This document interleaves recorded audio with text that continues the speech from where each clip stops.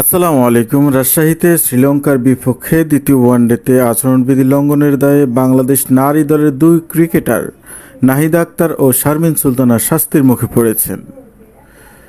দুজনেরই ম্যাচ ফির 10% জরিমানা করা হয়েছে এবং পাশাপাশি প্রত্যেককে একটি করে ডিমেরিট পয়েন্ট দিয়েছে আন্তর্জাতিক ক্রিকেট কাউন্সিল।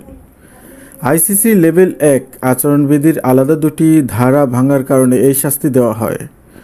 গত 24 মাসে এটি তাদের প্রথম অপরাধ হওয়ায় অতিরিক্ত কোনো নিষেধাজ্ঞা আরোপ করা হয়নি।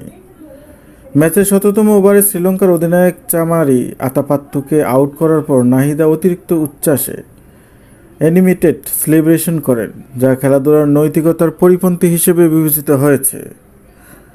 অন্যদিকে ১৬তম ওভারে এলবিডব্লিউ হয়ে আউট হওয়ার পর শারমিন মাঠে ছাড়তে বিলম্ব করেন এবং আম্পায়ারের সিদ্ধান্তে অসন্তোষ জানিয়ে ব্যাটের দিকে ইঙ্গিত করেন, যা আম্পায়ারের প্রতি অসম্মান হিসেবে ধরা হয়। এই দুটি ঘটনার অভিযোগ আনেন অনফিল্ড আম্পায়ার ইলোইস শেরিডান ও রোকেয়া সুলতানা, তৃতীয় আম্পায়ার ডলি রানী সরকার এবং চতুর্থ আম্পায়ার সাতিরা জাকির জেসি। পরে ম্যাচ রেফারি সুপ্রিয়া রানী দাস এর সামনে দুই খেলোয়াড়ই অভিযোগ স্বীকার করে শাস্তি মেনে নেন, ফলে আনুষ্ঠানিক শুনানির প্রয়োজন হয়নি।